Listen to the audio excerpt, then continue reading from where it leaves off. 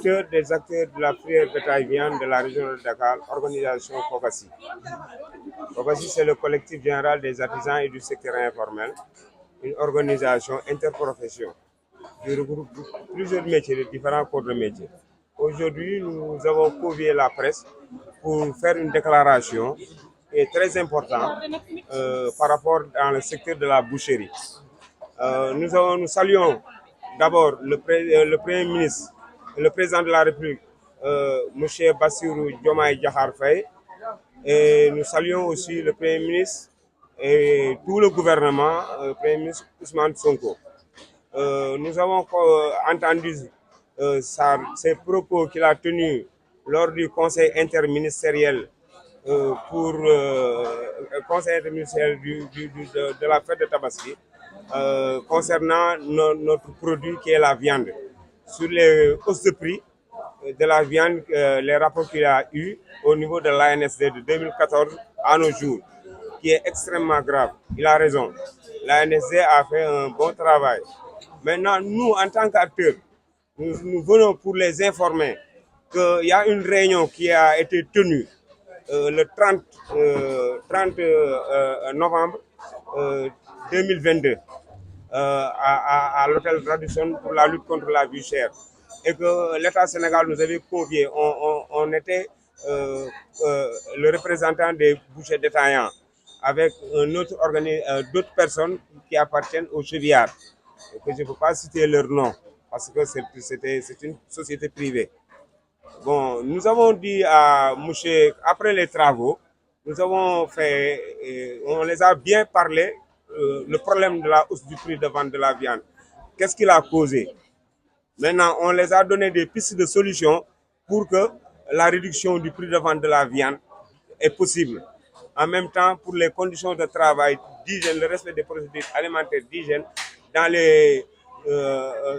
circuits de production, qui notamment c'est les abattoirs, et les circuits de commercialisation qui est les marchés. Les problèmes auxquels les acteurs sont confrontés pour qu'on règle tous ces problèmes. Bon, ils étaient d'accord. Mais après,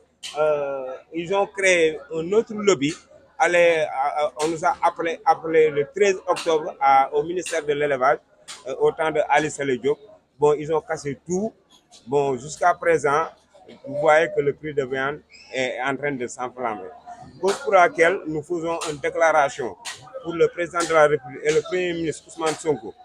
pour qu'ils nous reçoivent les bouchers détaillants de la région de Dakar. On parle au nom de tous les bouchers. Nous voulons une audience urgente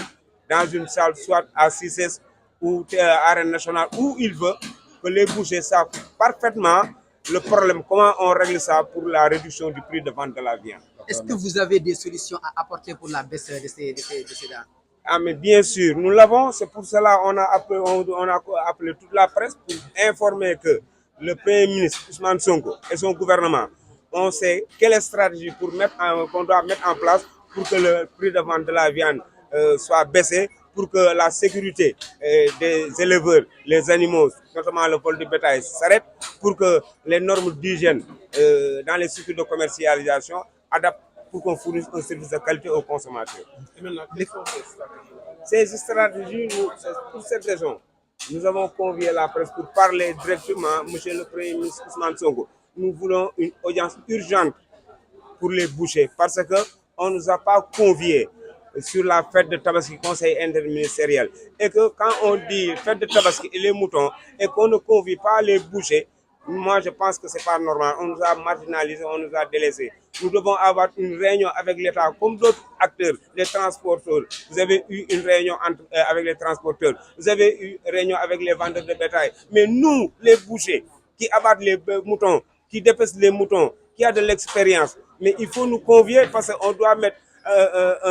un système de collecte d'évacuation des déchets et même valorisation des pots et sensibiliser aussi la population sur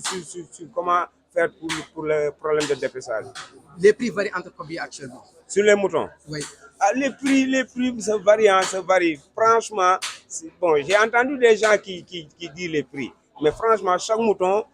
appartient à son propriétaire. Et que c'est le propriétaire qui décide comment ils doivent vendre ça? Et la viande, le kilo, c'est combien? La viande, le kilo, présentement, c'est à 4000 ans. C'est à 4000. Il est à 11 alors? 4000, 3800 parfois. Parce que les prix ne sont pas même quoi, les peuples ne sont pas. La qualité de viande n'est pas pareille. Il y a un viande de premier choix, il y a viande de deuxième choix, il y a viande de troisième choix. C'est ça que les gens ne savent pas. Tu peux aller quelque part, on te vend le kilo à 3600 ou 3700. Mais il y a une personne que tu le donnes 3900, il ne va pas te vendre. C'est parce que la bête qu'il a abattue, c'est une bête qui est bête de qualité. Voilà, la viande, c'est une viande de qualité. loolu mooy mbir mi yàq bu cher bi mais donc balaa ma xuus maa ngi nuyu sama naataango yi ma nekkal fii te bëgg ñoom marché bi yi ñoo xam ne carrément dafa bëgg ñoom marché bi ku mel ni délégué Yuga di nuyu Ibrahima Boyke sama gannaaw ak Cheikh Gawane ñu ñaanal sama grand frère bi ma nekkaloon fii ci marché bi muy Lamine Diouf de kon un grand délégué champion nekkoon leader boo xam ne si ñun moo ñu doon defaral suñu lépp bu tere mi ñu ci kaw suuf ñu loo xam ne carrément dañu ko ñaanal su ma seen dañu defal ko dëgg waaye tàggoo ko waaye dañu ko defal dëgg ñaanal ko suñu bopp bu loolu weesoo nag ñu ñëw ci problème boucherie bi métier bi maanaam dafa saturé te yàpp bi dafa cher kilo yàpp nag maanaam mu ngi dem ci en gros 3600 détaillé à 4000 cher na bu ci loxo lool ba léegi mënatuñ koo am ko nuñ ko bëggee woon askan ñu ngi ko ci jooytu son nañ ci ñu ngi ko ci jooy son nañ ci bëggoon nañu effectivement état jàppale ñu may ñu loxo couvrir ñu pour maanaam ndawal bi mën a wàcc parce que leader bi nga xamante ne moom cogalam di ko jaay di sàmm boo demee seeti ko bugg ci moom nag te yoruloo njëg mënoo fexe am lu yem ci moom il faut nga gannaaw njëg booy def effectivement pexe bu ñu am yëpp xanaa dem ci moom négocier noo amee nag te doo yóbbu xaalis ñu jox la ko ci prix bu cher boo ñëwee nga bugg ko jaay askan bi lu cher seraay boobu ñuy wax nag te itam muy loo xam ne carrément état bi moo ci mën dala moo taxoon ñu def suñu conférence de presse pour ñu gis maanaam monsieur le président Bassirou Diomaye Diakhar Faye ak son premier ministre Ousmane Sonko ak gouvernement bi bépp ñu bëggoon maanaam mu recevoir ñu pour ñu mën koo gis waxtaan ak moom lépp loo xam ne mën na wàññi ndawal bi pour askan ñu mën ci jot di ci jëriñu maanaam mu defal ñu ko loolu daal mooy suñu mébat moo waral ñu woote fii quoi. lan moo waral yokkute yàpp gi jamono gi léegi yokkute yàpp bi mooy waram nag yi amuñu dañoo manqué parce que jule yu bari dañoo dem ci xar yi maanaam jënd ci nag ay xar la ñuy jënd jaay moo waral yàpp nag bi xaw a yéeg mais même bu weesoo te maanaam état dugalul loxo ci maanaam askan bi yàpp du wàcc wax la parce que waxoon nañ ko fi waxaat ko fi waxoon ko te wàccul kon déjà ki nga xamante ne moo fi nekkoon ñu yuuxul ko wooteel ko muy président Diomaye Bassirou Diomaye Diakhar Faye ak monsieur Ousmane Sonko ñu ngi koy lancer un appel mu déglu ñu baax te bàyyi ñu xel yébe waa Boucher marché Castor xel xam ay jàmbaar ñoo fi nekk ak délégué fi nekk ak acteurs yi fi nekk yëpp koy jaay maanaam ci biir marché bi bokk ci marché yi gën a kawe ci marché yi nekk Sénégal marché Castor yi bokk ci marché yi kawe Sénégal parce que nit yu baax ñoo fi nekk da am ay délégué yu baax am ay notable yu baax am ay nit yu baax yoo xam ne carrément liggéey dong la ñuy def quoi moo waral ñu def presse bi tey pour maanaam état mën ci jot aide ñu jàppale ñu loolu moo waral suñu conférence de presse bi. problème yi jànkonteel mooy yàpp bi cher na maanaam ndax duñ ko jote dafa ëpp dayoo yàpp boo ko bëggee jënd en gros 3600 yow leader bi koy jaayaat loo ko mën a jaay foo nga jaay 4000 francs mbaa 3800 boo ko jaayee kooku dinaan dafa cher boobu nag état kese moo ci mën a def dara ndax jule bi dem jëli cogalam ci albañu teg ko mënoo ne nag moo ñu selak mënoo ko nag moo ñu selak dégg nga kooku da nga mën a yóbbu njëg rek jënd fay maanaam mu xam ne kii daf may fay nga jënd fay mu tane njëg bi moo ñu la ko bu loolu amul lu ko def la ko jaayee quoi boo jëlee lu seer nga mën a jaay quoi kon loolu la amoon li nga xamante maa ko ci wax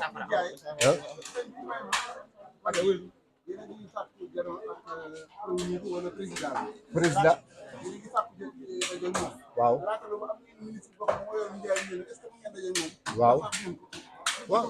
waaw tam ñu ngi koy sàkku ci moom effectivement d'accord ba tey ñu ngi koy sàkku loolu ci moom quoi ñun daal li ñu def nii mooy lu ñu war bon donc samaay bu ñu jógee ci lii amaana nañu mën a teg foo xam ne carrément dañu mën a teg ci condition yoo xam ne ko mën a def bu ñu war a gis premier ministre ak président waaw parce que li ñu war a def def nañ ko waaw. merci beaucoup. kon léegi balaa ma daaneel fi may daaneel kaddu yi mooy ma jox kaddu bi sama naataango bu fi nekk acteur bu mag si marché bi di sama promotionnel muy Ibrahima Boye Gueye dama ko jox kaddu mu sànni ci su paree joxal ma ko ñu jox kaddu délégué mu sànni ci kaddu quoi parce que ñoo ko commencé madame Ndiaye ñëpp la ubbil ci cap ubbil côté bi. waaw merci wax ji rafet na man maa ngi tudd Ibrahima Gueye nekk responsable naa quoi fii ci marché Castor nekk itam conseil municipal fii ci marché Castor nekk notable maanaam affaire bi am na lu am solo la ndax ñii li ñu bëgg a wax ni ñoom rek ñoo ko mën a waxal seen bopp tey tam li ñuy def nii maanaam organisme yëpp noonu la ñuy def ndax boo tey jii moo dem organisme yi nga xam ne ñu ngi nekk Sénégal ñu ngi booloo pour xool nu ñuy régler problème mu réew mi kon ñoom bu fekkee ne ni ñëw nañ def lii dañu def li ñu war a def am na nag ñoom loo xam ne ñoom dañ ko fàtte ndax lii dafa métti ci ñoom ba pare mais ñoom li ñuy jànkoon ci ay jafe-jafe dafa bari parce que toujours ñoom élevage ñu ngi ci ñoom di leen dañ ñu tukki di jël seen i xaalis bu ci topp nii service de seen boolem acteurs yi ñu ngi ñëw ñii di leen sonal ñu nekk ci ay coono yoo xam ne kenn xamuñu toll kon ñoom bu fekkee ne nii ñoom dañu taxaw ne dañu bëgg a jarloo ak njiitu réew mi wax ko seen ay doléance kooku ñun ñoo ngi leen ci encouragé parce que nit ki am na loo xam ne moom rek moo ko mën a fajal boppam kenn mënul jóge ci àll ba dem di fajal kenn ay coonam ndax nit ki la muy demee ci ay coono moom moo ko xam kon ñii ñu ngi leen di sant di leen gërëm di leen encouragé nag di leen wax ñu bennoo taxaw parce que Sénégal nii dañu am jàngoro quoi jàngoro ji ñu am nii dañuy woo ñoo xam ne duñ ay acteur di leen laaj bu ko boo laajee koo xam ne nag du acteur du la mos a kii nii parce que ñii li ñu leen wax amul keneen kuñ mën a woo mu jóge fenn tuddoo aw tur ba wax leen lu mel ne leera ñi buñ leen xeeb daal buñ xeeb seen nit ñi solo ak nii parce que nit boo ko fekkee ci fi muy liggéey man nga koo xeeb ci ni muy solo mais ay nit yu am xam-xam lañ ay nit ñu am solo ci kii parce que ñoom li ëpp ci secteur informel ñoom ñoo ko yor di ko doxal bu ñu taxawoon tey ñoom tey jii buñ leen neexoon bu ñu àndee ne taxaw suba réew mi kenn du fi lekk yàpp ñu mel noonu nag ku leen am nii da nga leen di fonk taxaw li leen te itam sonn nañ man mi nekk ak ñoom fii ci marché xam naa nit ñu sonn lañ te itam am na ay avantages yoo xam ne yu bari depuis nit ñi ñi koy jox kii te dégguma ci benn yoon bourse yi am ci seen wàll te DER baa ngi fi yeneen kii ngi fi mais dañ leen war a dimbali ñu am fonds yoo xam dañ ci liggéey bu ko defee lii ñuy wax ni ci lay gën a yomb waaye suñu leen bàyyee ñuy dem nii di testé si nii rek kenn ku ne ni ngay jël bukki di sul bukki du baax il faut que nii état bi gëstu leen xam ne ci réew mi lañ bokk te secteur bu am solo lañ ci bokk parce que fii Sénégal kenn mënul xëy lekk ko yàpp lekk ko jën ñi koy yor nag dañ leen a war a fonk salaamaaleykum maa ngi foog rek laay maa ngi président section Ibrahima nekk conseil municipal fii ci département tur bi Ibrahima Ndoye la secrétaire général comité gestion marché Castor en même temps conseil municipal. waaw xam nga ñun marché bi yëpp lañ fi nekkal te marché bi dafa bëri ay pàcc am na jaaykatu yàpp yi am na ñu jaay légumes am na ñu jaay alimentation yëpp tey nag jaaykatu yàpp yi ñoo ñu woo wax ñu seen soxla mooy yàpp bi bëgg na mu wàññeeku pour mu ànd ak dëkk bi ni muy joxee mu nekk seen problème te gis nañ ni état bi mu ngi woote ay réunion di daje te ñoom ba léegi ñoom ñi nga xam ñoo nekk si terrain bi di jaay kenn woowagu leen te ñoom problème bu si mënta am seen kaw lay këpp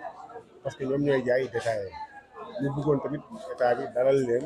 waxtaan ak ñoom joxe seen xalaat su ko defee joxe seen position nga xam ne bu ëllëgee bu ñu nee prix bi wàññeeku na nangam ñoom duñ si am benn jafe-jafe dañuy mën a xam lu ñuy ànd ak ñoom pour waaye nag bu leen si boolewul ñoom su boobaa day métti si ñoom parce que ñoom lu ñuy liggéey wax expliqué nañ ko dafa métti mooy dañuy dem di jox leen ñu jaay doo ko fay te loolu fii yaa ngi koy def dañ lay am tënk bu lay tënk bi nga xam ne day métti si yow te loolu nag bu woon nañ tamit état bi jàppale nañ. merci beaucoup.